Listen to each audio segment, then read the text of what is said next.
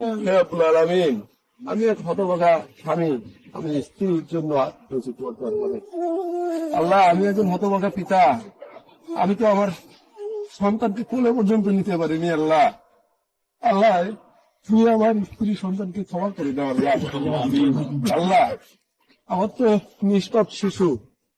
আল্লাহ, আমার এই নিষ্পাপ শিশু সন্তান, যে দুনিয়ার কিছু বুঝিনি।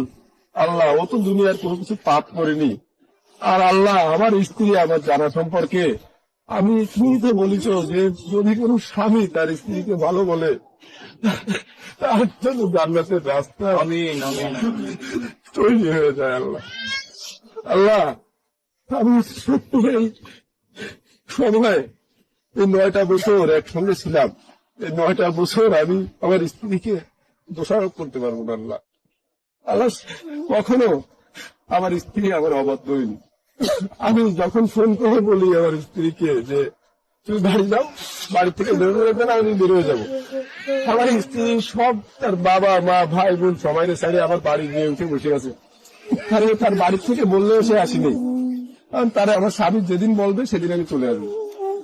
আমি এর থেকে আমার মানে স্ত্রী, আমার আল্লাহ, আমার বলার ভাষা নেই। আল্লাহ, আমার স্ত্রী যদি কোনো ভুল করে বলার মতো করে থাকে, আল্লাহ ক্ষমা করে দাও। আল্লাহ, আমি স্বামী হিসেবে আমি তোমার কাছে ক্ষমা চাচ্ছি। আল্লাহ, আল্লাহ, আমার স্ত্রী যদি হত্যা হয়ে থাকে, আল্লাহ তুমি এর সঠিক বিচার করো। আল্লাহ, এর সঠিক তদন্তের মাধ্যমে তুমি এর বিচারের ব্যবস্থা করো। আল্লাহ, আল্লাহ, আমি স্বামী হয়ে তোমার দরবারে হাত তুলেছি।